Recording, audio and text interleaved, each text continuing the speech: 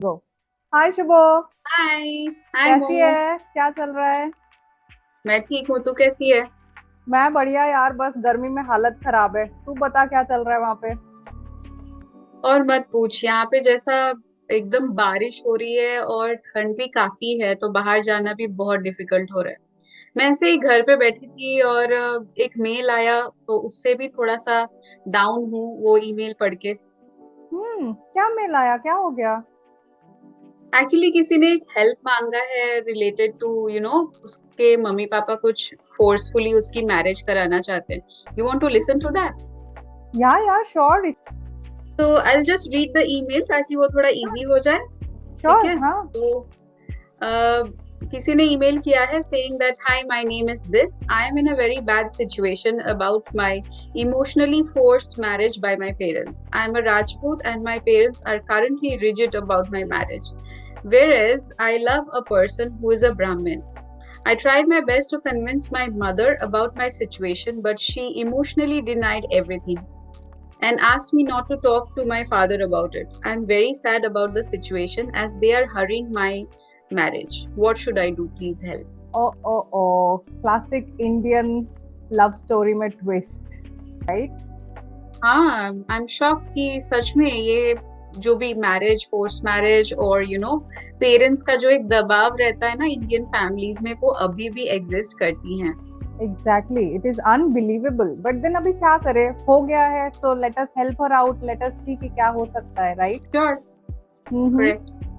तो तुझे क्या लग रहा है, like what do you think are the possible reasons behind this situation? If I think about it, first of all तो मुझे लगता है कि वो एक इंडियन पेरेंट्स का जो मेंटालिटी रहता है। I won't say only about Indian parents, क्योंकि मैंने थोड़ा सा और बाहर का भी देखा है। हर जगह जो पेरेंट्स होते हैं ना, कुछ बहुत ज्यादा कंजर्वेटिव होते हैं, कुछ थोड़े कम कंजर्वेटिव होते हैं, तो होते हैं पर। तो करेक्ट। हमारे इंडियन फैमिलीज में, इंडियन सोसाइटी में कुछ ज्यादा है, तो एक तो मुझे ये समझ में आ रहा है। दूसरी सबसे बड़ी प्रॉब्लम जो मुझे नजर आ रही है, that is the gap between the parents and the child. है ना राइट। कि ये जो उनकी बेटी है, they need help from somebody else, उससे बोला नहीं जा रहा है। एंड द थिंग इज, यहाँ पे एक बैरियर भी क्रिएट हो रहा है, जो कि वो मम्मी तक जा पा रही है लेकिन पापा तक बात नहीं पहुंच रही है। करेक्ट।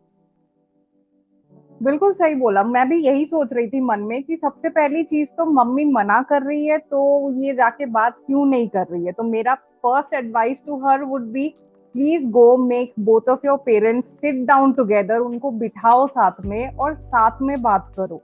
मम्मी डैडी से बात नहीं कर पाओगे तो किससे बात करोगे दुनिया में, है ना? मतलब मुझे तो सबसे ज्यादा वही लगता है। और दूसरी चीज ये कि आई थिंक मम्मी पापा अगर सिर्फ कास्ट की बात कर रहे हैं तो of course that does not hold any value in today's time. वो मम्मी पापा को समझाना बहुत जरूरी है।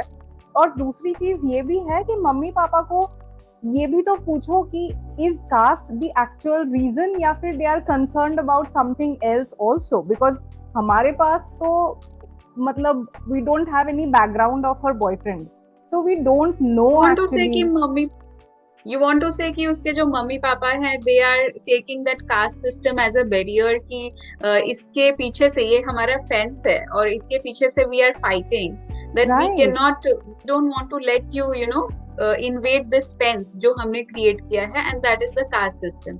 बेटी को बचाने के लिए, या फिर ये सोच के कि उसके सेफ्टी का क्या होगा, उसके फ्यूचर का क्या होगा, they are also not opening up themselves.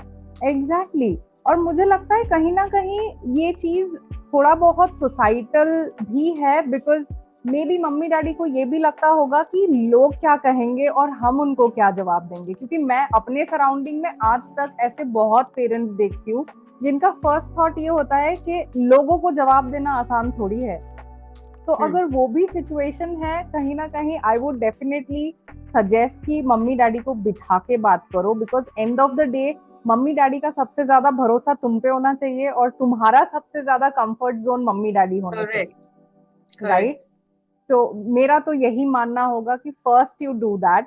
Next, I don't know anything तुम्हारे रिलेशनशिप के बारे में, तुमने कुछ मेंशन नहीं किया है अभी तक, but you also assess your relationship कि कितना मतलब how much are you guys committed to each other. That is also very important to understand. I also feel that that is a very important aspect. हाँ, Absolutely. मुझे लगता है इसको दोनों तरफ में ही थोड़ा सा she should open her ears to listen to both her parents and herself, जहाँ पे वो जज कर सके कि पापा के क्या पॉइंट्स हैं, मम्मी पापा के क्या पॉइंट्स हैं regarding my future, or how I and my partner are taking this relationship, कि इसको आगे हम लोग कैसे ले जाते हैं, क्या thought process क्या है हमारी. So when you combine these things, I think ये थोड़ा clear हो जाएगा उसके सामने. एब्सोल्युटली, मुझे भी वही लगता है कि यहाँ मेन प्रॉब्लम मुझे कम्युनिकेशन का लग रहा है. बहुत ज्यादा कम्युनिकेशन गैप है जिसको पहले आई थिंक रिजॉल्व करना बहुत जरूरी है. और उसके बाद आई थिंक जो सेकेंड क्वेश्चन आया कि मम्मी डैडी शादी के लिए प्रेशराइज कर रहे हैं, I think that is definitely not a problem in today's time. क्योंकि I hope when she is writing in, तुम एक एडल्ट हो एंड तुमको अपने चॉइसेस करने का फैसला है, तुमको कोई जबरदस्ती मंडप पे बिठा नहीं सकता आज के डेट में. तो you have that power in your own hands, right? So सबसे पहले तो सॉर्ट आउट, मेरे हिसाब से जो घर पे है मम्मी डैडी के साथ चीजें सॉर्ट आउट करो, और उसके बाद आगे take one step at a time. That is what I feel.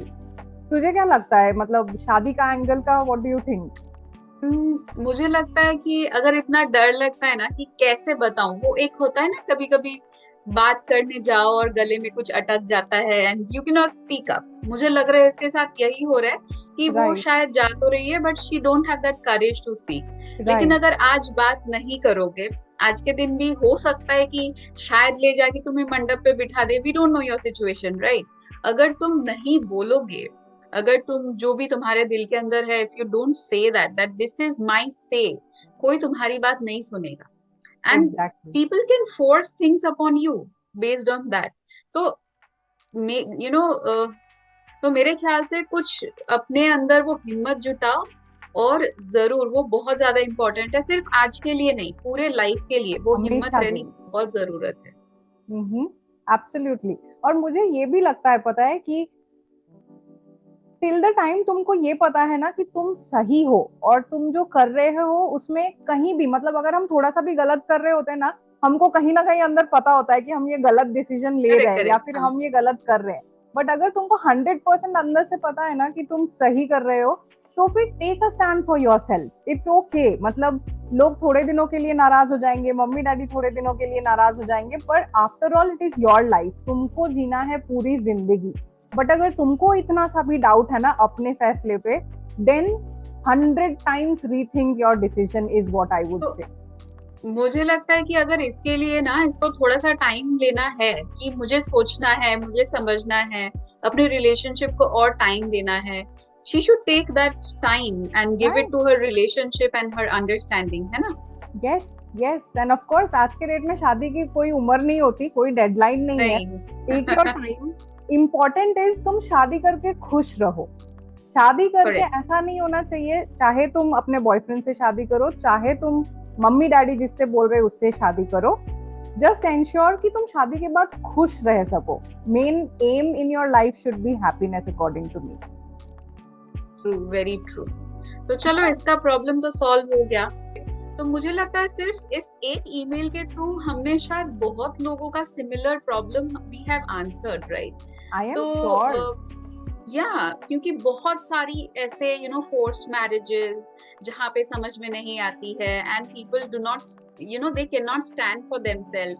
तो वो राइट. सबको आंसर करना in today society I think is very important actually, है ना? Absolutely, it's very important. तो ऐसे ही प्रॉब्लम्स अगर जो भी हमें देख रहे हैं अगर हमारे साथ शेयर करना चाहते हैं, तो इस वीडियो के डिस्क्रिप्शन बॉक्स में हमारा ईमेल आईडी रहेगा. आप जरूर जाके अपने प्रॉब्लम्स, कंसर्न्स, कोई भी इश्यूज हो आपके लाइफ में, या फिर after marriage you have some relation issues, you can share all these things with us, और your identity will never be disclosed. चलो फिर अपने अपने काम पे जाते हैं. तुझे अभी क्या काम है? हाँ, हाँ, अभी 2 बच्चे हैं, मुझे उनको खिलाना है लंच. चलो, मैं भी अपना चलो, नाइट वॉक करके सोने जाती हूँ, and then I will see you tomorrow. Okay, All bye. right.